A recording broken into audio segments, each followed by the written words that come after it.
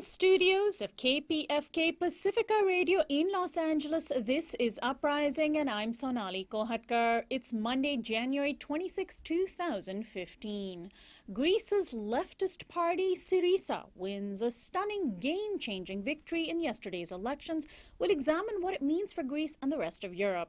And Eric Kingson will join us to discuss his new book, Social Security Works, why Social Security isn't going broke and how expanding it will help us all. Plus, as a historic storm is set to hit New York, we'll get a roundup on the latest news in global warming with our guest, Dr. Michael Dorsey. That's coming up after the news. Joining us now to analyze today's headlines is Rahul Mahajan. He's a sociologist and news analyst and author of Full Spectrum Dominance, U.S. Power in Iraq and Beyond. Hi, Rahul. Happy Republic Day, Sonali. Well, U.S. Secretary of State John Kerry is visiting Nigeria just about 2 weeks ahead of a crucial election. Mr. Kerry warned, quote, "This will be the largest democratic election on the continent. Given the stakes, it is absolutely critical that these elections can be conducted peacefully, that they're credible, transparent, and accountable." Meanwhile, on Sunday, the militant group Boko Haram faced airstrikes from the Nigerian military as it attempted to take over another town in the northeastern state of Maiduguri. News reports suggest hundreds of rebel fighters may have been killed. Elsewhere in Nigeria, Boko Haram carried on its relentless takeover of towns and cities, killing, kidnapping, burning, and looting. About 800 people were killed after the last elections in 2011 when Goodluck Jonathan won. Kerry offered U.S. support in the fight against Boko Haram if the next elections are conducted without incident. Well, Rahul, what are the odds that U.S. help in Nigeria could make an already bad situation any better? Well, the situation in Nigeria is incredibly bad. Basically, the Nigerian state, bad as it is, but still much better than what Boko Haram seems to be proposing, is incapable of dealing militarily with Boko Haram. And so the question is aid from some other countries going to actually help? My guess is that anything the United States actually does is going to have minimal effect simply because the United States is not interested in a major commitment in Nigeria, of all places. As we can see, they are avoiding commitment even in Syria and Iraq, which is right at the heart of their erstwhile imperial interests. So things are not likely to change, but it's not at all clear what is a solution for Nigeria's crisis. And we'll go to India next, where Monday, January 26th, is actually Republic Day, as Rahul referred to earlier. President Obama is in India for a 3-day visit, cementing a solid relationship with Prime Minister Narendra Modi's right-wing government. At several meetings of multinational corporate executives, Mr. Modi vowed to reduce investment barriers, boosting projections of $100 billion worth of trade between the U.S. and India in the coming years. Obama spoke admiringly of India's, quote, untapped potential. The two leaders also agreed to a controversial nuclear deal that had been held up for years, allowing U.S. companies to supply India with so-called civilian nuclear technology. India is set to build dozens of nuclear reactors in the next few years. And on the political front, President Obama also sees a role for India in the fight against the Islamic State in Syria and northern Iraq. So jovial is the relationship between the two leaders that the Indian press has named them Mobama. Well, Rahul, can anything good come for the environment and poor people, workers' rights, and matters of war and peace with the U.S. and India agreeing on so many fronts? Well, the nuclear issue is a little different. It's complex because I take it as axiomatic that India, China, and other countries are going to keep on increasing their power generation capabilities, and effectively it's coming down to them for them to a choice between oil and coal. China, for example, in the last 15 years has more than trebled its coal consumption. So that's a path that is deadly for the climate.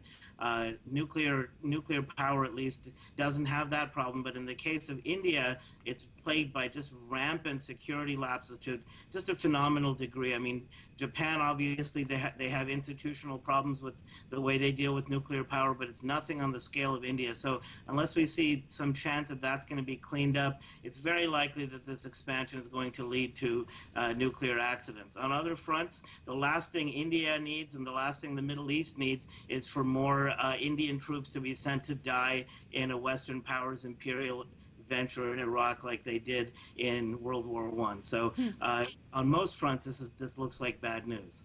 And finally, here in the U.S., the billionaire Koch brothers are hosting a retreat in Palm Springs, California, as part of their complex of political organizations called Freedom Works. As Republican hopefuls vie for cash and influence, they faced off one another yesterday in an informal debate that included Senators Mark Rubio of Florida, Ted Cruz of Texas, and Rand Paul of Kentucky. ABC News correspondent John Carl moderated the discussion and at one point asked the panel if billionaires like the Koch brothers influenced elections far too much.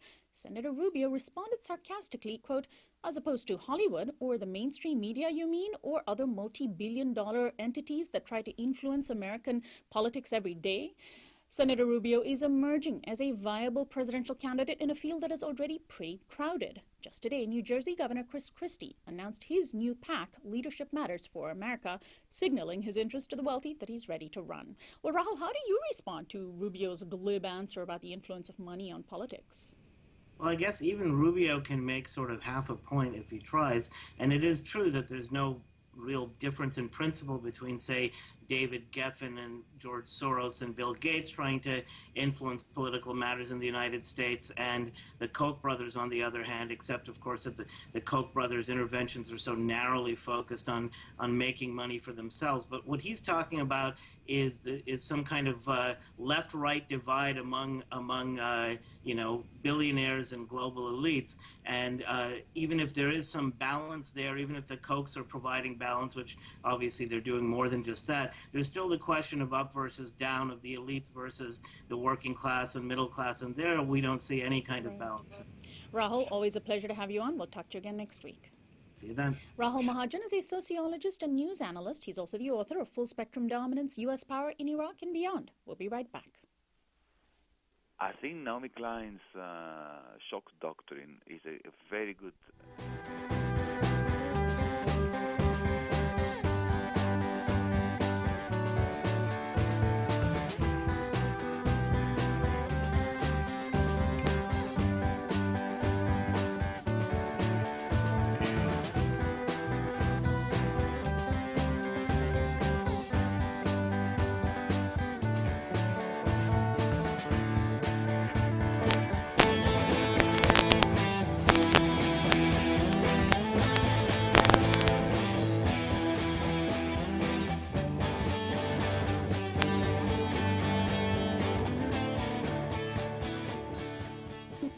Welcome back to Uprising. I'm Sonali Kohatkar. You can now watch Uprising on Free Speech TV, which airs on Dish Network Channel 9415, DirecTV Channel 348, and on hundreds of part-time cable affiliates and on Roku. Greece's left party, Syriza, claimed a stunning victory in elections yesterday, winning 149 seats, just 2 shy of an outright majority. Syriza leader, 40-year-old Alexis Tsipras, was just announced as the new prime minister. And he said in a victory speech, quote, "Greece leaves behind the austerity that ruined it, leaves behind the fear, leaves behind 5 years of humiliation, and moves forward with optimism and hope and dignity." Syriza has formed a coalition with a right-wing anti-austerity party called Independent Greeks, which won 13 seats in parliament. The election was largely a referendum on recent economic policies that forced deep cuts in social services and jobs in order to service a huge debt. Tsipras has vowed to push the EU to forgive at least half the national Greek debt and abandon austerity policies. Syriza's win is being seen as a crucial moment for leftist policies in Europe, with possible repercussions in Italy and Spain, where parties are also poised to gain political power as they carefully monitor Greece. Outgoing Prime Minister Antonin Samaras of the New Democratic Party said, quote, "I got a country on the verge of ruin. I was asked to try and save it, and I did." My guest is Peter Bratsis. He is an assistant professor of political science and social sciences at BMCC in New York. Welcome to Uprising, Peter. Thank you, Sonali. I should say welcome back, since you joined us last week in the run-up to this election. And of course, it was known last week that Syriza would win at least more seats than anybody else. But were you surprised by the extent of its win? Well, it was larger than expected, the margin of difference. The exit polls earlier in the day had shown them with even more of a lead, but even at 36.4% that they received, it's still a very significant victory and well beyond what people expected a week or 2 weeks ago. And some Greek voters said that they chose Syriza for in these elections because they literally have nothing left to lose. And I'm wondering if you think that even people who might consider themselves conservative in this case threw their lot in behind Syriza. There's no question that it happened, that people who had their whole lives voted for uh, the mainstream center-right or center-left parties switched to Syriza out of desperation, out of the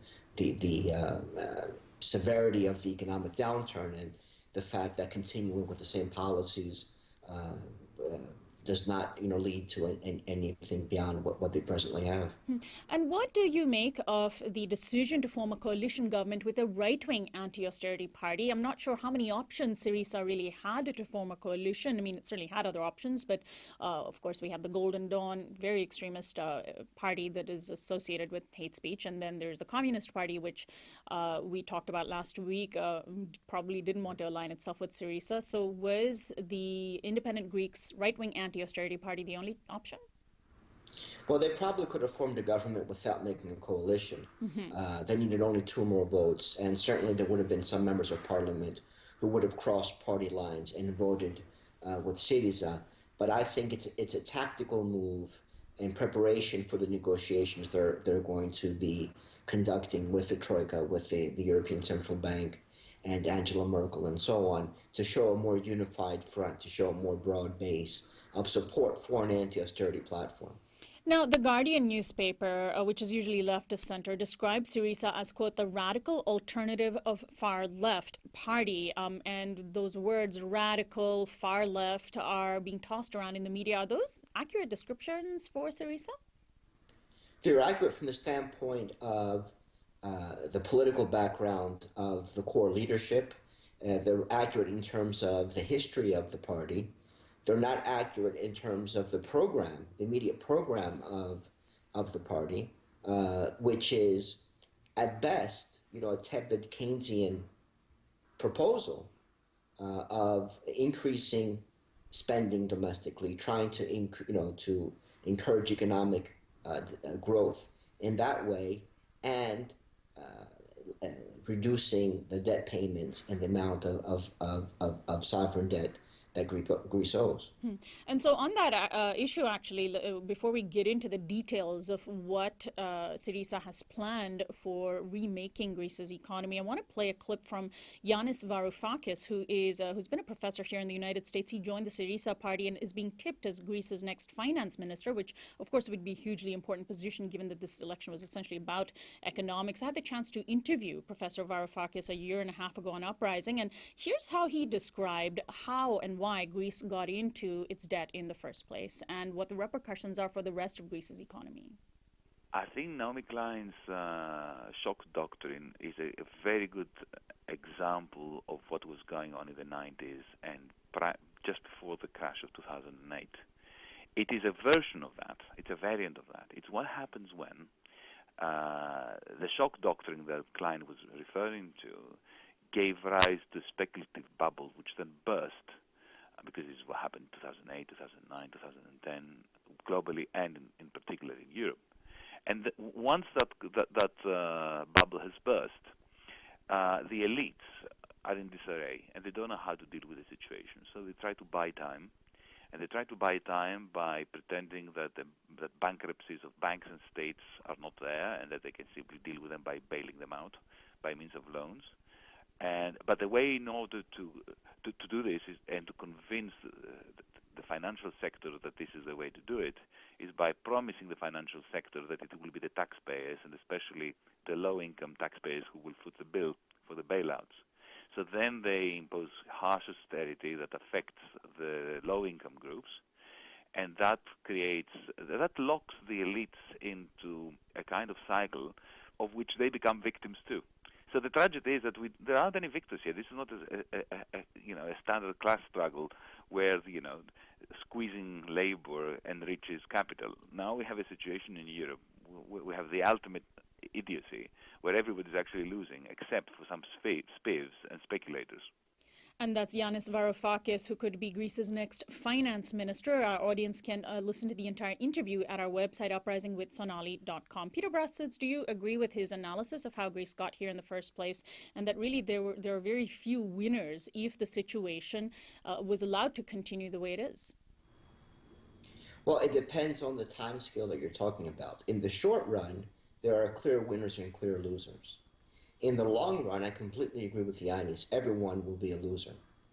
And the question at this point is if the European Central Bank and the IMF and others are willing to forsake some short-term gains and the short-term economic interests of their patrons and supporters for a more stable and more reproducible European Union and European economy. That seems to be really the tension now. It's not simply a Greek or a Southern European versus Northern European conflict. It's a conflict between the short run and long run interests. So, Peter, if Greece going forward gets the Troika, the European Central Bank and the European Commission and the IMF, to whom it owes the majority of its debt, if it gets it to forgive half the debt, which is not in any way guaranteed, then moving forward with sort of standard Keynesian policies of stimulating the economy by additional spending, is that really going to work, you think?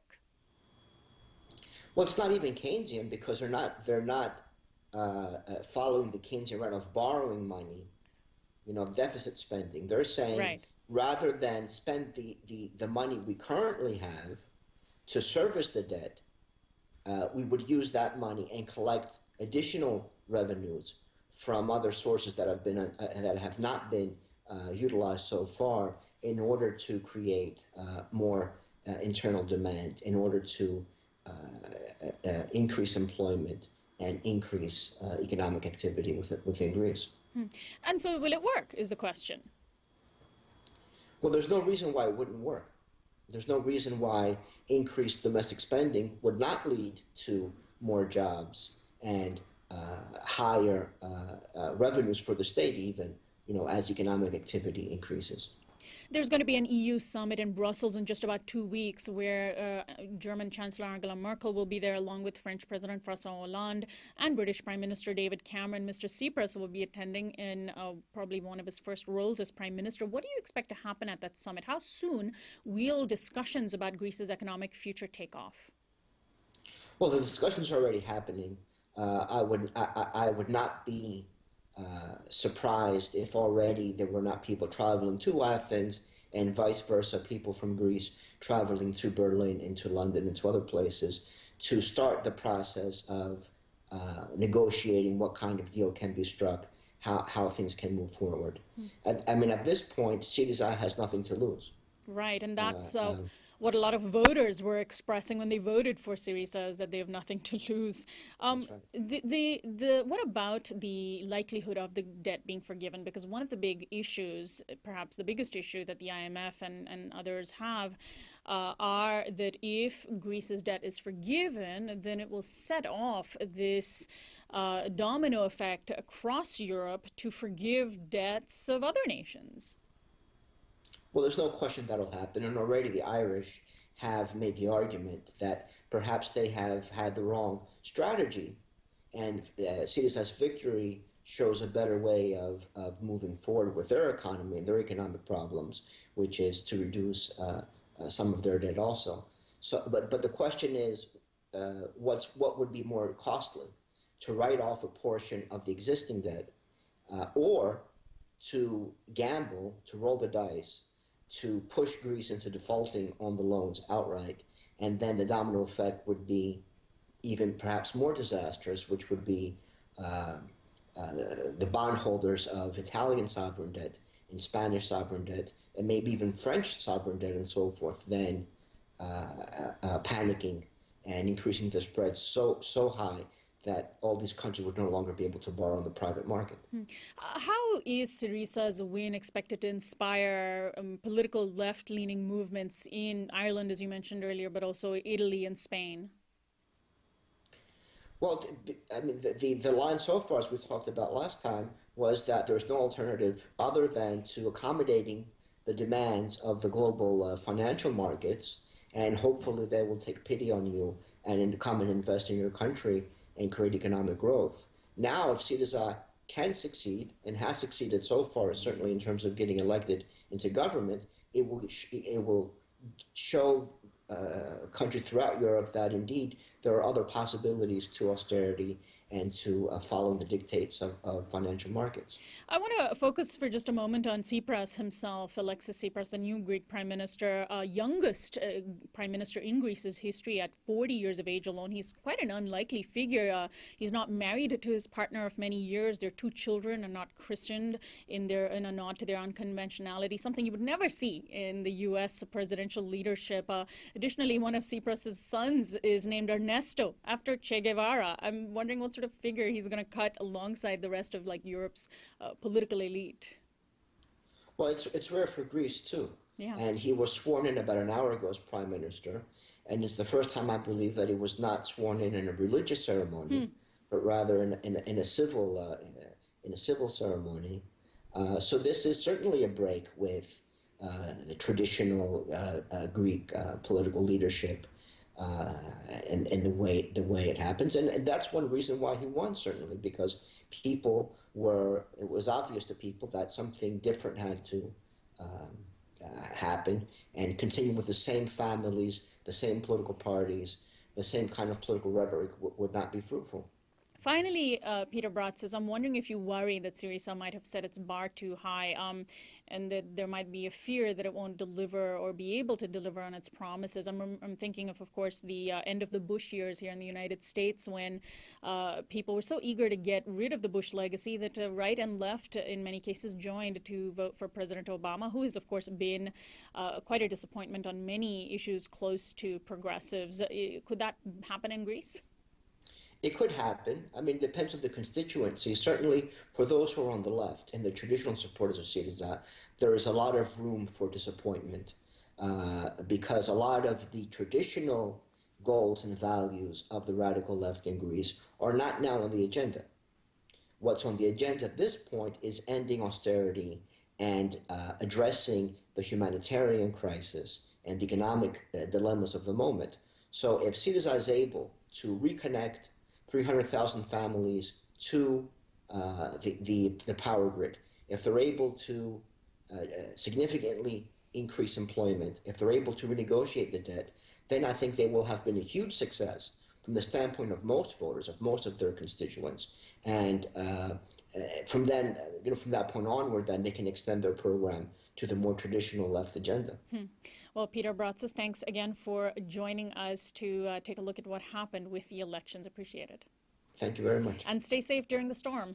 Peter Bratsis is an assistant professor of political science and social sciences at the Borough of Manhattan Community College in New York, where there is a historic blizzard set to happen later in the hour. We'll talk about what that sort of extreme weather means and do a roundup on the latest climate news. After this short break, we'll examine a new book called Social Security Works. Stay tuned.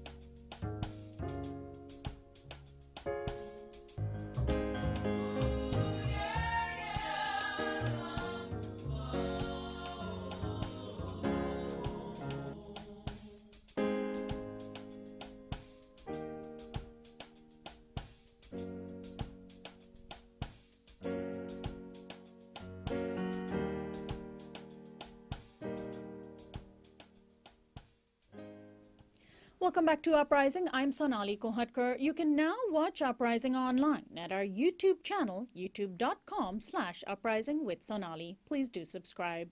Republican lawmakers in their first days in Congress as the majority party immediately enacted a rule change that would prohibit the transfer of funds between two linked programs, Social Security and Social Security Disability Insurance, or SSDI.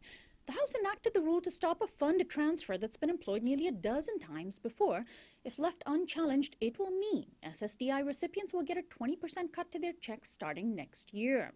The language to justify such changes has become almost standard, that apparently Social Security is broken and needs to be fixed or strengthened.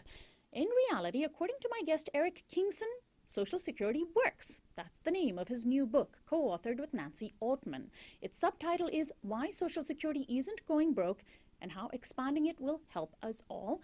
Eric Kingson is a professor of social work at Syracuse University. He writes about the politics and economics of aging, and together with his co-author Nancy Altman, he founded Social Security Works, which is the title of their book together. He is also the co-chair of the Strengthen Social Security Coalition. He'll be joining us in just a few moments, and we're trying to get him on a video chat with us. Again, the name of the book is Social Security Works. Now, of course, we hear information constantly about all of the details why Social Security is apparently not working. And in the book that Nancy Altman and my guest Eric Kingson wrote, they address all of the myths that Social Security is, that the detractors of Social Security cite constantly, and they provide the answers to those myths. So we're going to just bring him on the phone now with us. Eric Kingson joins us. Are you on with us? Hi, Eric. Can you hear me? Can you hear me, Eric? Hi. Yes. Thank you so much for joining us. Now, in your book, you cite a blueprint that emerged from a conservative libertarian think tank in 1983, bizarrely entitled Achieving Social Security Reform, a Leninist Strategy. What was this strategy, and why was it Leninist, and are we seeing its hallmarks today? Okay. Well, it looks like we do have Eric Kingson on video with us. So, Eric, let's just turn to you that way. Okay. Yes, great. I'll go back to you that. are on screen. So tell us about this very interesting sounding think tank produced document called Achieving Social Security Reform, a Leninist Strategy. It was really quite remarkable. Right after the 1983 amendments to the Social Security Act were passed, putting the program on a very strong footing that has brought us in a good way through all the years since then. The first thing out of the Heritage Foundation, or Cato Institute, it was a piece written by two Heritage Foundation staffers, Stuart Butler and Peter Germanis. They basically said, look, we can pull apart Social Security. Here's the plan. Bit by bit, tell the public that the system doesn't work. Support things that people won't like raising the retirement age. Build alliances with financial industries to undermine the confidence of Americans in the system so that they're open to accepting a different system, which in effect would be a reduced system and a privatized system. And along the way, tell people 55 and over, don't worry, be happy, nothing's going to happen to you. This is only affecting people under 55. So it's a sort of classic divide and conquer strategy. And so this has been employed even all the way to today. I mean, this blueprint that you cite was in 1983. So decades later, are we still seeing it? Well, quite remarkably, it's almost as if it were a playbook. Now, whether people sat down and worked with it as a playbook, I don't know. But effectively, that's what's been done. When from the 1980s right up until today, first there was an attempt to divide young versus old. Back in 1983, 84, when I was younger, we were told that people like me, baby boomers, were being cheated by the old of the day. Today, people are being told, the younger people today are being cheated by baby boomers. undermine confidence, create divisions between groups. There's right out of the bat, right out of the first day of Congress, the House of Representatives the House Republicans put a rule together to make it very difficult to address a very simple problem in disability insurance.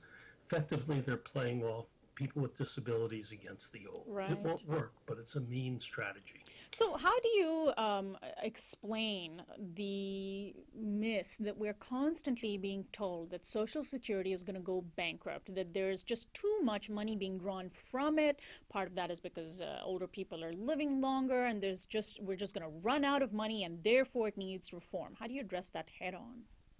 Well, first you address it by reminding all of us what we know and what the public knows very well, that this is a system that has worked for the American population. It was built by generations of workers making contributions. They have a right to that benefit. It's a core system that protects our children. It's the basic life insurance for young people, for families with young children. It's the basic disability insurance that we have, and it's the basic retirement insurance. In the course of the near collapse of our economy, nobody had to worry about getting their Social Security. They had to worry about some of their private pensions. Private pensions were cut. They lost housing equity. Many people lost jobs, didn't receive wage increases. The one thing that's remained stable is Social Security. It's so important. Part of it, what we do is we look at it 75 years into the future to make sure that it's well financed. Now, those who have an interest in pulling it apart, you have to ask, what do they get out of it? Right. Well, for some, they just don't like government. They just don't believe in any use of government to address the needs of people. For others, they see advantage in moving the system towards privatization or in cutting benefits so that upper middle income Americans will invest more in stocks. Are we there? Yes. Okay, sorry, I'm having trouble on my computer here. And so what we have, and to others, they simply have bought the pablum of it's going broke. So the propagation of myths like it's bankrupted in 2033. Take that as an example. Under the best estimates, Social Security can meet all obligations until 2033. After that, it's 25 cents short on every dollar the American people have earned. That is something we need to address, and it's something very easy to address. For example, one could ask millionaires and billionaires to pay the same payroll tax contributions on all their earnings as 94% of other Americans do. Right now, many people don't know this, but you only pay Social Security contributions on earnings up to $118,500. So you take someone like Bill Gates, who makes that in the first hour, probably. He's done with paying Social Security tax. If we extended this cap to cover everyone, it would address somewhere between 75 and 80% of the shortfall.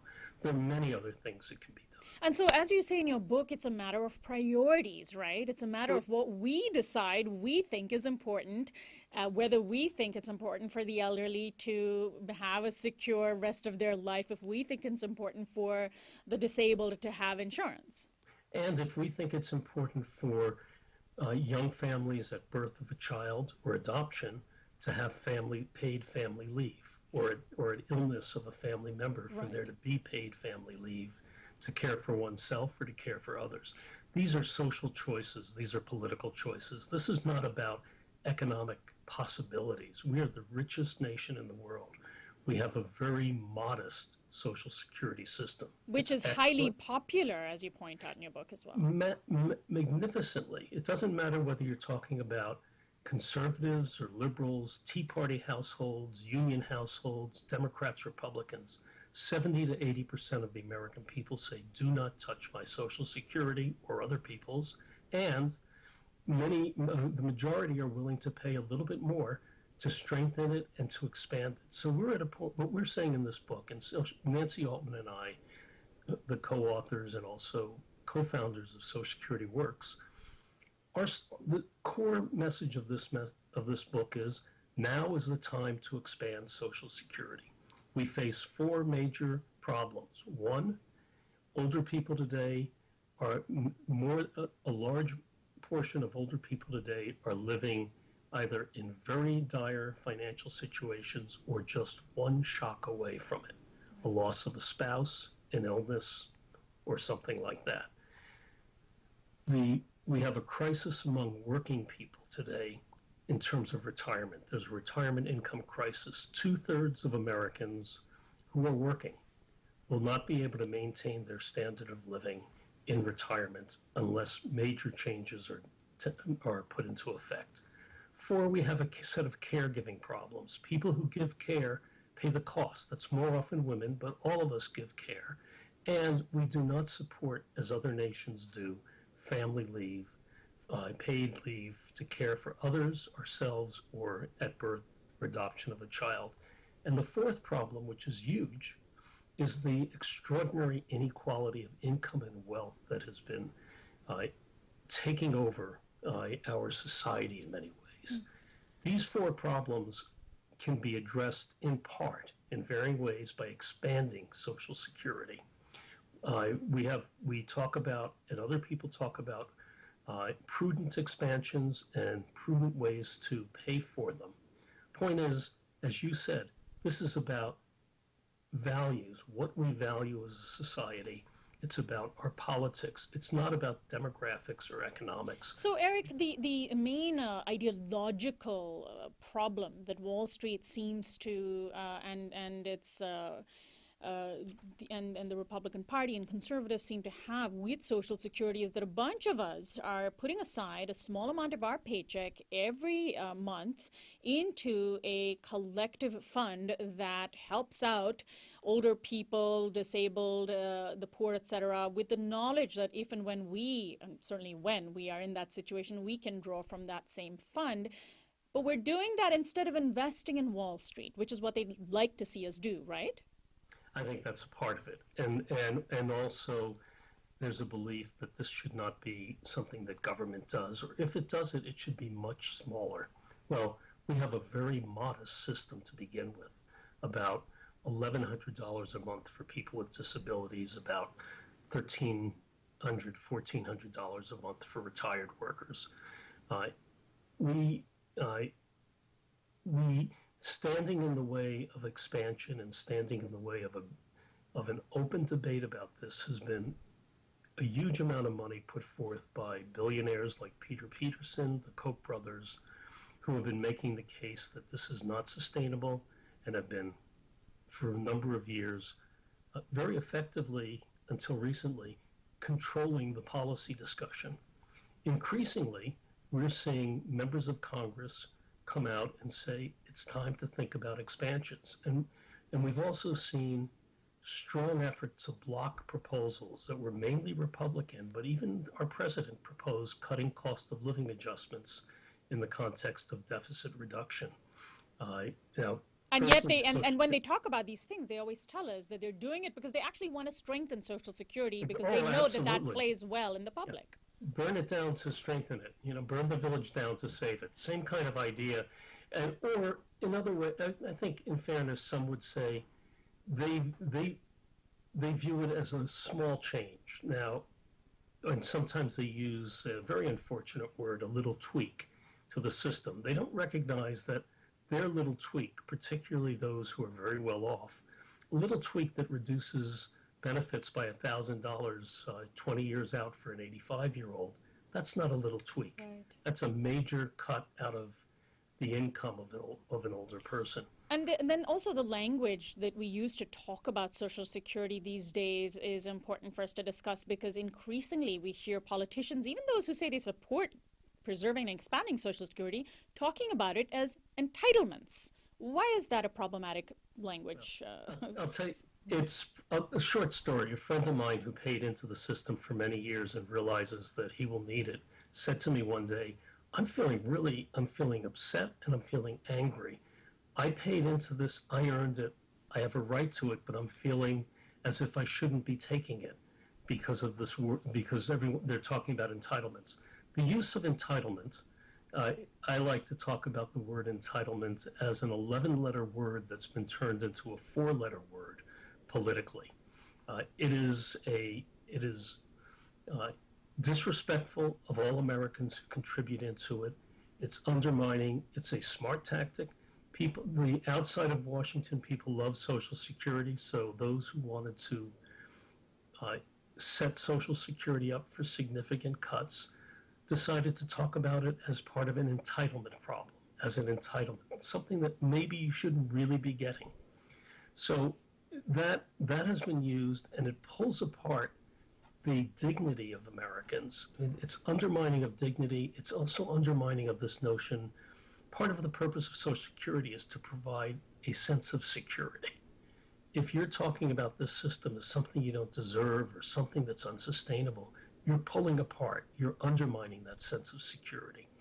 That's very unfortunate. Now, the good story here is, and we talk about this in our book, Social Security Works, and we talk about it in a variety of ways.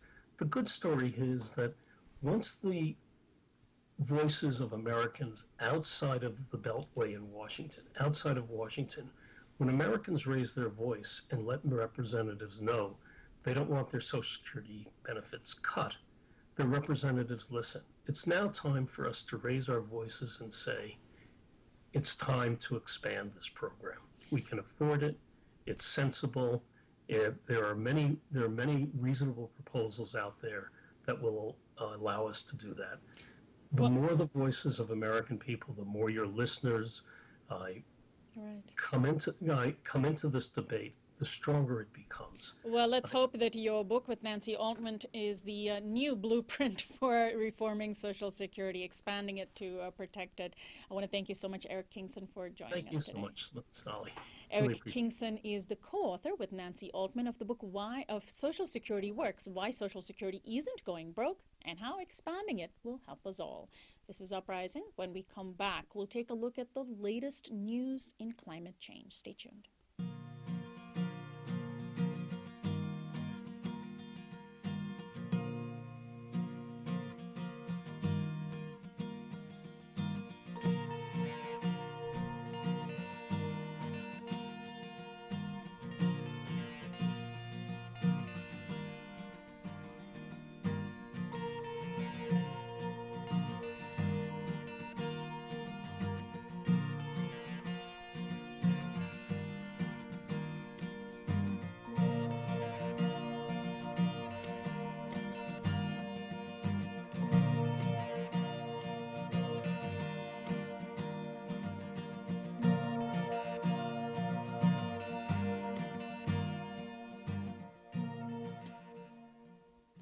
Welcome back to Uprising. I'm Sonali Kolhatkar. New York City residents are bracing themselves for what could be the biggest storm to ever strike. Mayor Bill de Blasio has warned people to stay indoors for the next day or two as treacherous winds and several feet of snow are expected. Flights have been canceled and schools closed. Authorities are worried that winds of up to 50 miles per hour could topple power lines and disrupt public transit. A new study published in Nature last week warned that climate change will result in more frequent extreme weather, including phenomena like La Nina and El Nino. Meanwhile, the GOP-dominated Senate passed a historic piece of legislation last week agreeing that indeed climate change is not a hoax. But lawmakers couldn't bring themselves to place the responsibility for warming at the feet of human beings, voting down 2 additional bills to that effect. And the doomsday clock, a symbolic measure of humanity's proximity to annihilation, has moved closer to midnight, in part over our refusal to curb climate change. The Bulletin of Atomic Scientists, which oversees the clock, mostly to warn against nuclear weapons, recently moved the minute hand 2 minutes closer to midnight. My guest is Dr. Michael Dorsey. He is the interim director of the program on energy and environment at the Joint Center for Political and Economic Studies. He was a member of Senator Barack Obama's Energy and Environment Presidential Campaign team. He also served on the EPA's National Advisory Committee. And he's going to join us in just a few moments. We seem to be plagued by some technical issues this morning. And he's going to be talking to us not only about whether New York's storm is part of the extreme weather that climate change scientists predict, but also what we come to expect for the future. There's another study that came out last week, quite disturbing, particularly for Californians, on how California's old trees, its biggest and oldest trees, have started to essentially disappear. About half of them have been disappeared. And now Dr. Michael Dorsey joins us on the phone. Welcome to Uprising. Can you join us? Okay, we are trying to get him on the phone in just a second. Again, the study that I mentioned earlier about the trees that are disappearing in California is also being laid at the feet of climate change. California's biggest trees are apparently doing a disappearing act, say researchers, strongly driven by climate change. And they compared that even over the issue of disease and logging, the numbers of California's oldest trees today are about half that from before. We are going to actually take a short music break while we get Dr. Michael Dorsey with us for the last story that we're covering on today's program, getting a roundup of climate news. And we hope to be back in just a moment.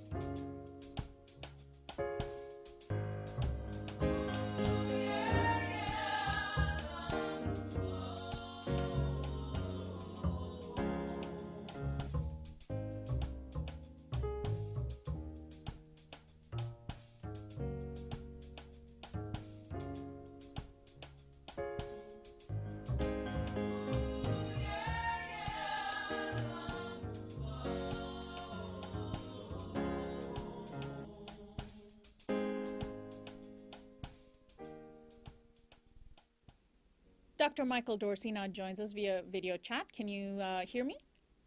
Very good. Good morning. Hi. Thanks so much for joining us. Well, how surprised are you that the Senate voted to accept that climate change is not a hoax last week? Even Senator James Inhofe, who wrote the book The Greatest Hoax, How the Global Warming Conspiracy Threatens Your Future, voted for it. Well, you know, Sonali, we don't need silly actions from elected officials. What we saw in the Senate last week wasn't historic, it was histrionic.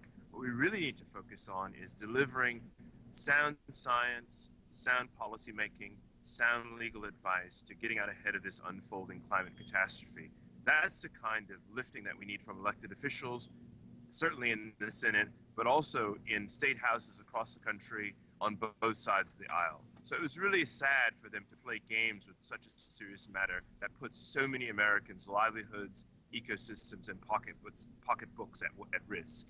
Now, of course, they voted down the more important measures that would have laid the blame for climate change at the feet of humans. And I'm wondering who they think is causing climate change. If they aren't, if we as a species aren't causing it, who's causing climate change?